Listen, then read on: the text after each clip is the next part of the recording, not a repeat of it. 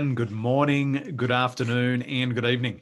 Our guest today is a talented executive coach and trusted advisor to senior executives across Australia, including multiple teams at one of Australia's oldest and largest ASX-listed companies. With over 20 years of corporate business experience, she now shows her clients how to reduce staff turnover, eliminate disengagement, and turn around toxic cultures. And today she's going to show you how to help your leaders thrive in turbulent times.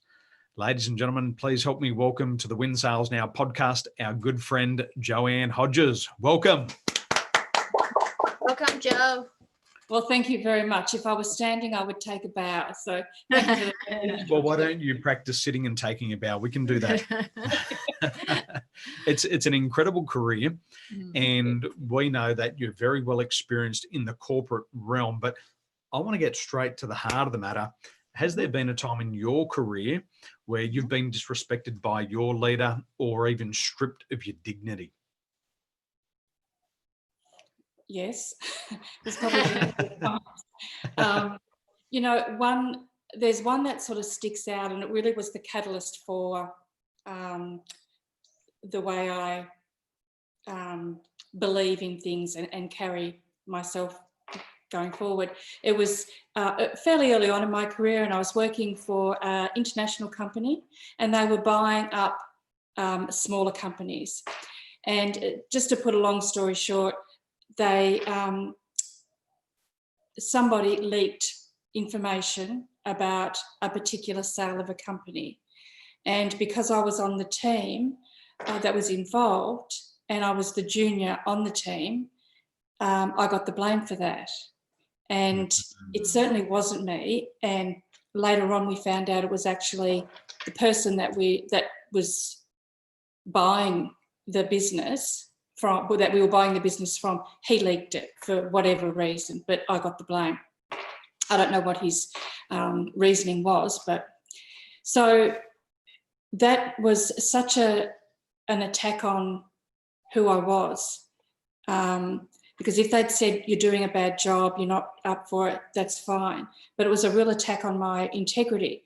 So I made an appointment to see the CEO, which, it just wasn't done, especially a junior person. So I made an appointment with the CEO, and I said, you know what, this is wrong and I don't like it and I'm getting the blame. And he said to me, we know that it wasn't you, but there's nothing we can do about it now. And I said, well, there is. And I said, here's my resignation, because I can't work for a company with no integrity that would treat someone like that and pick on like the junior member of staff to blame. So I left that company, and I didn't have another job to go to. I was, young and single, so I didn't have a lot of money. But it was just my integrity and my belief, my strong moral code that said, this is not right and I'm going to walk away. And I did. And that story, that experience has always stuck with me. And now I coach my clients, new leaders, about doing the decent thing. Whatever it is that you're deciding to do, whatever decision you've got to make sure it's the decent decision by other people. But being on the receiving end, what range of emotions did you go through during those times? Oh, I was my first emotion was, shock. And then I was in tears because I was young, and I hadn't developed my own emotional intelligence at that stage. And I felt really isolated. I felt like the whole world was looking at me like I was, this villain, this traitor. And I felt totally unsupported. Like I thought I had nowhere to go. And luckily I had some strong people around me to get me through it. But it was a really, really tough time. Like it's something that it's still with me. I can feel it now, how that felt. Can you tell us how it feels? Because I'm sure there's so many people out there at the moment who have been through it but they probably feel like they're the only one going through it. So how do you feel it now, and what can they learn from that? It hurts my heart when I think about it, because of the attack on what was important to me, which was my honesty and my integrity. So how does it feel? How does it feel now? Is like, if I could go back in time, I would love to walk in that door and really, do things differently. But what I do is, I take that and I do things differently now. But yeah, it hurts, and it hurt then. It's one of the things that if you get attacked on one of your core beliefs, one of your values that you use every day to guide you, and someone says you don't have that, you're false, or you're not being authentic, and we're going to punish you for it, that hits right to the gut. That really, that's a sucker punch right to the gut, and it takes a while to get back up. That affected my confidence for a couple of years, without doubt. For your company, after you've been, had that sucker punch to the gut, how would have it impacted your performance? And because of that, how would have the company suffered? Because obviously this is happening in silence. How does your performance then impact the company's performance? Well, that's a really good question, because I could see how it was impacting around me. And because it was such a nasty, toxic experience, other people were feeling it too. Other people could see what was going on. So a lot of things were happening just at the very core. They weren't focused on what they should be doing, which was their job.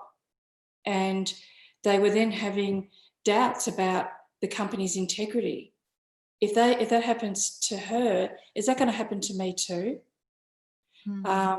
And she's not getting any support. Like, you're leaving her out here on her own, and we're not, where it's frowned upon if we go out and reach out to her and help her. So I think that it does a lot of damage. It's very toxic to behave in a way that you really attack somebody on such a deep personal level. Other people are watching. Look, there's a saying, the standard you accept is the standard you walk by, is the standard you accept. And I think that was very much a case. Nobody did anything. It didn't stop. It was accepted. Have you ever had a bad boss or a bad leader? You're my boss. You're not very good. but Jo, just she doesn't get paid in cash. She gets paid in sex. That's the best payment. So Jo, because earlier you mentioned about, if you knowing what you know now, you probably will do a little bit differently if you back into that time. If you can give it just one tip, because now you've been passed for a very long time, what you think something you would do it differently if that happened, when you mentioned that you back to that time, what's something that you think you would do it differently? That's a good question, and I don't know what I would do differently, other than walk up to the CEO and look him in the eye and say, that's not right. What you're doing is not decent. Yeah. Are you going to go home? Is that okay with you? Are you going to go home tonight knowing that you've picked on, the most junior executive? Like, is that a female? Is that okay with you? Not that gender, but it was, a while ago. So it was seen that way. So you're okay with that? I probably just would have added that sort of context around it. Yeah. But I would still do that. I would still walk up and I would still say, this is not the company for me, and walk out. And it did feel good. I did feel like I was being true to my values by walking out, even though I didn't have a job or any money. Yeah. Now, you talk a lot about emotional intelligence. You're an expert in emotional intelligence. And what I know about leaders and CEOs, often out of everybody in the organization, they have the lowest levels of emotional intelligence. And one of the things working with leaders myself is they don't even know they are doing this to people because their self-awareness is so low. They don't even see that their behavior is unacceptable. So working with emotional intelligence is, and when you're working with leaders, is improving their emotional intelligence important in leadership coaching and development? There's nothing more important.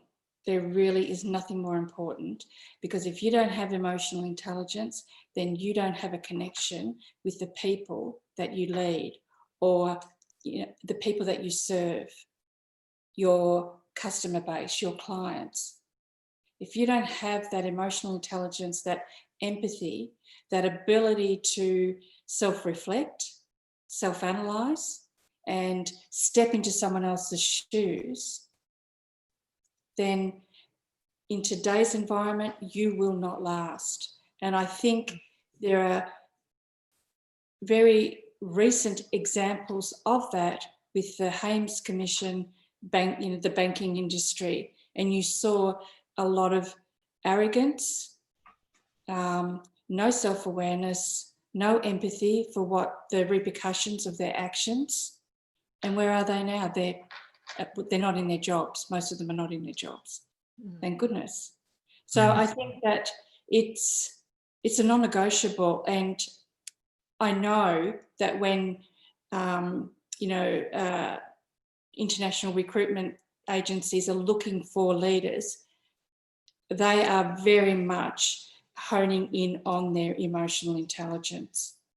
And I know from my own experience working with leaders is that they might have all of the technical skills, but if they don't have that emotional intelligence and then they're promoted into a leadership position, that's when the problems begin. Because being a leader is being a leader to people. It's a people business. It's not any business is nothing else but a people business. That's what we deal in. That's my belief anyway. And if you don't get that right, if you're not able to even say, you know what, I don't have emotional intelligence, I know it's an area I need work on, can you help me? Then, they're coachable, you can help them. But it's ones that have got there and no one along the way has tapped them on the shoulder and said, you know what, that doesn't work anymore, Not their peers, not their subordinates, because they're probably in fear, not the board. Nobody has tapped them and said, because often they're high performers. They're a cash cow. And that's the dilemma. How do you get rid of a cash cow because of their lack of emotional intelligence and their lack of engagement and their lack of ability to connect with people in their organisation? Even if, in some areas it can be toxic, but if it's performing, there's the dilemma. It's a dilemma. So they're a cash cow on the front end, but on the back end, it's toxic. So they're leaving a trail of destruction as they go through. Oh, I've seen it. I've experienced it firsthand. I've watched it. And you think, wow, you might be really clever at what you do, and you can, create this amazing, say, marketing campaign. But my God, you are a nightmare to interact with.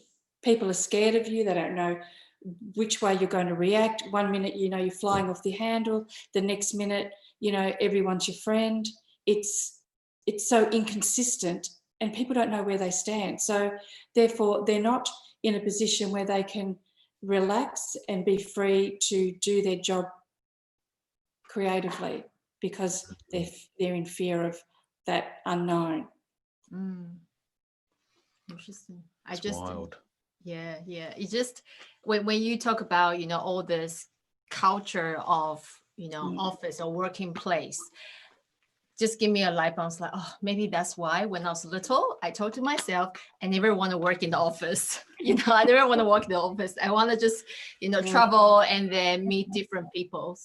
Yeah, it's very interesting that what Joe shared with us. Yeah. What about coronavirus? Yeah. So coronavirus now is impacting the world. It's not isolated to one region anymore. Yeah. But we can start to see that it's attacking, not virally, but it's attacking these businesses, and it's going to attack the corporate structures and the workplace culture. Joe, on your years of experience, what can you see is going to unfold for people in leadership roles in the weeks and months ahead? What challenges are they going to have? I think that from my own experience, there are companies that have a good sort of strategy in place for these turbulent times, whether it's this or something else. There's a couple of things there that come to mind. They might have it on paper, but have they actually communicated that down the line? Because they haven't needed to. And now we're in a state where, you only have to see how we're behaving, in our own private lives to understand sort of the panic that's going on. And I think that we're going to see a lot of small businesses, small to medium-sized businesses collapse, because they're relying on, a lot of them, if they've got a supply chain, they're relying on their product coming out of China, and they've only got so much for the next few months. Come Christmas or next year, they're not going to have product to keep going. So if you think about that on a bigger scale, with big corporations, they can carry it, the loss, for a while. But already we're seeing people being, their hours are being reduced. And in future, I think people's, they'll be laid off. They'll be, they can't afford to keep them. And even big corporations, they will be absolutely impacted. We can see it now. And I think what leaders can do now is to install a sense of calm amongst their people, and to step up as leaders and say, it's okay, we've got this, we're going to pull together, we've got a plan, and this is what the plan is. And then this is how we want you to communicate that plan to our customer base. So I work a lot with in the financial sector, and they have clients that have their, superannuation and their net worth tied up in the stock market. So you can imagine their fear at the moment. They've just seen like almost 30% wiped away from it. So it's important that nobody has the answer, nobody knows what's going to happen, but you can absolutely control the way that we react to it and the way that we behave. So my belief is that it comes from the top, and he has to, the CEO or whoever's leading the company has to really step up and say, we've got this, we're not going to panic, we don't need to panic, but this is what we're going to do. And that message has to disseminate right down the line so that everybody knows. So if you walked in to the receptionist, she knows in this time of turbulence what her role is and how the company's going to work through it. Because people are scared now. They've all been told to go home and work from home. Will there be a job for them? And then how do you manage that? How do you lead remotely? That's a whole other area. Joe, you're talking about leaders here, but what about these young leaders? What about these leaders who are just new into their roles and they've never seen turbulent times? Can you talk to me about those leaders at the moment? That's really interesting, because I often work with new leaders, especially in the first 90 days. So they're trying to be like a duck on water, they're paddling furiously underneath and it's just gliding along. And I know that they're in a state of panic because they're just trying to grasp their new role as a new leader for the first time. And there's so much going on. They've got to get a grip on what their actual role is. They've got to work out who their team is and make connections there. Their time management, they've never had to worry about that before. And a lot of them have come from a technical background and they've been promoted into a leadership role with no experience and no training. So that's where I will come and help them. So in this question, how do they navigate their way through it? My advice is to fully understand, first of all, what your role is. You can choose to do that, because no matter what, you still have to produce runs on the board. And how are you going to do that? You're going to do that by knowing what is required of you, what skills you have and what you don't have, and we can, whatever skills you're missing or you need, like emotional intelligence, we can close that gap. Your job as a first-time leader, you're going to have insight into the big decisions that are made, but it's your role, your job, make sure that you know what those decisions are and that you relay that to your staff in your team so that they're safe, they know what's going on and they feel calm. And so therefore they can just get on with the job. And their job is to, in this industry that I work in, is to keep the customers they've got, keep the clients they've got, grow the business and grow the customers well. They can't do that if their mind is wandering. Does that answer your question? It does. It makes a lot of sense. It makes a lot of sense. So moving forward, what are some practical ideas that you could share with our friends and followers today to become a better leader and for leaders to thrive in turbulent times? What ideas could you share with us today?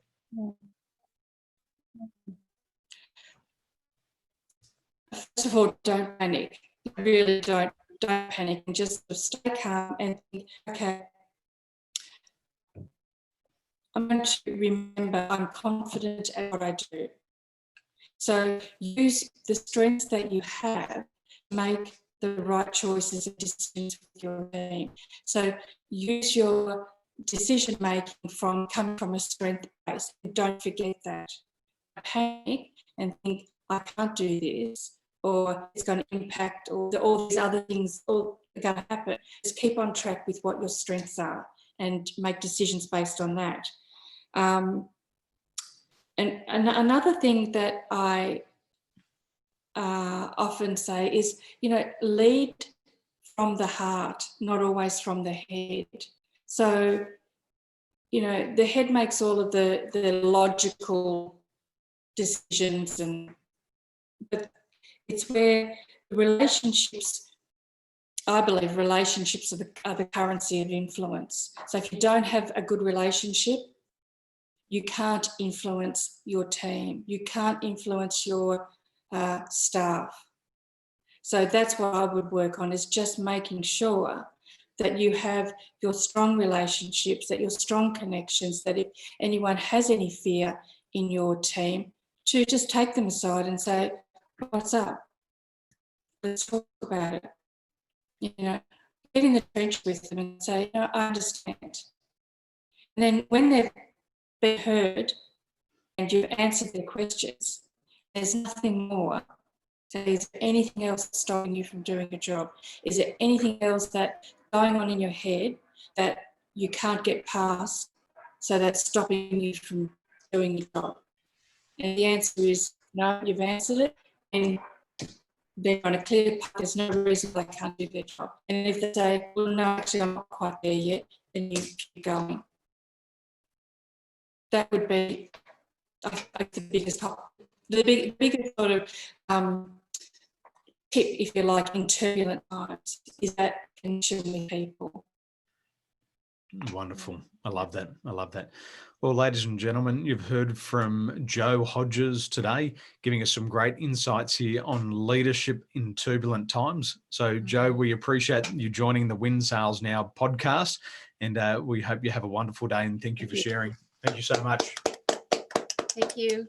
Thank you very much. Ladies and gentlemen, make sure you head over to Jo Hodges' website, theextraordinaryexecutive.com.au, and we will put the link to Jo's website at the bottom of this podcast. Ladies and gentlemen, good morning, good afternoon, and good evening.